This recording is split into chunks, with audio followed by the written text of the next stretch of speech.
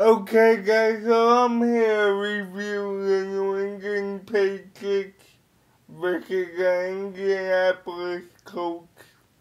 Now, like I did in my previous video, I'm just gonna give you an overview of the game and then tell you what happened half by half.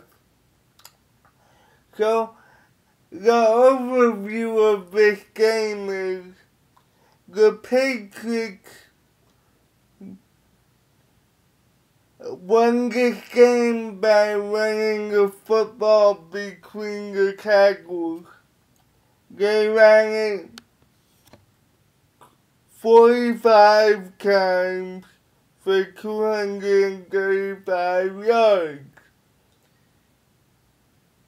They ran it repeatedly over and over again, and when they passed it, it was just play-action passes, slants, and crossing routes. The largest play that Tom Brady had was to Daniel Amendola, which was 53 yards.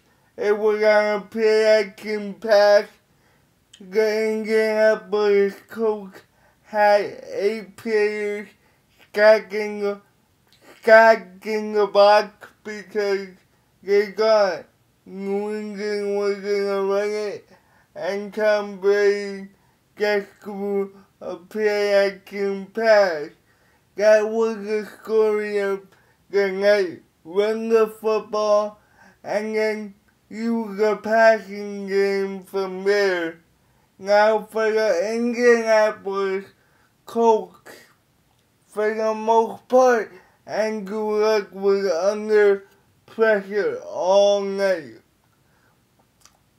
And when he did get some passes off, it was because he shaked a few tacklers and either grew to the sideline or found somebody over the top, since the Patriots were sending so many people.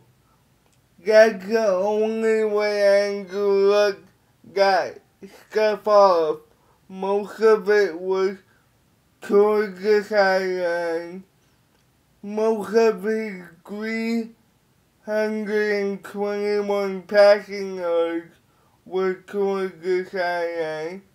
He also threw 3 picks which I'll go into depth later. And the Colts have a future, but it just wasn't the year this year. So that's it for right now, guys. I'll be back with half by half breakdowns.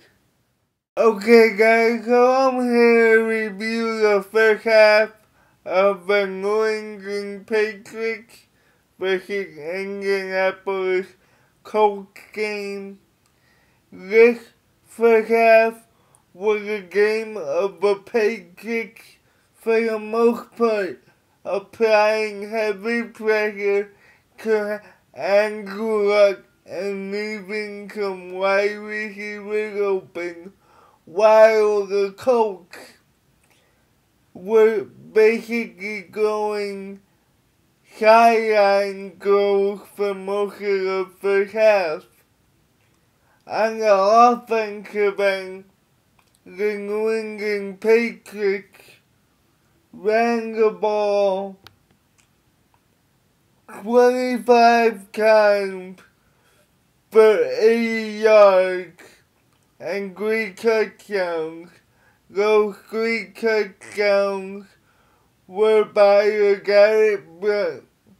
And when the Patriots ran the ball, it wasn't towards the outside. It was always between the tackles. And Tom Brady used the run on occasion to set up a play-action pass to the middle, because the Patriots were only throwing either drag routes to the middle of the field or slants. They weren't going any outside throws like the Colts were. Now for the Colts, like I said, Andrew Luck was under pressure for most of the half. He had to go outside throws, and his top wide receiver in the first half was LeGarrette Blount. Three receptions for 48 yards, but most of those 48 yards came on one catch when the Patriots sent 6 to blitz Andrew Luck, and they left the middle of the field wide open. But besides that, he's been focusing on Kobe Sr. He has 2 catches for 38 yards, and Stevan Brazil, who has 1 catch for 38 yards. Like I said, they were going mostly sideline goals, but most of Andrew Luck's throws were contested. The New England Patriots were always there step for step with the Indianapolis Colts receivers. They had to make catches under duress. In the first half, Andrew Luck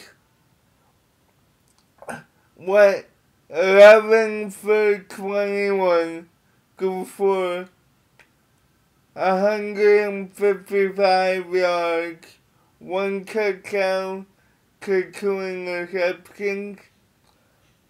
The 1 interception came on the first drive, which led to the first touchdown. Andrew Luck threw an in-route to Stevan Brazil, and he threw it between Alfonso Gennard and Stevan Brazil, and Alfonso Gennard wrestled it away. So, and the second interception was to his fullback. He should have caught it. It just bounced off his chest, and Hightower caught the interception. Like I said, for the most part, the Indianapolis Colts were going out routes. Their running game hasn't been functioning whatsoever. It has 12 carries for 35 yards. They don't have big enough backs to get a running game between the tackles. So, let's see what happens in the second half, and I'll be back.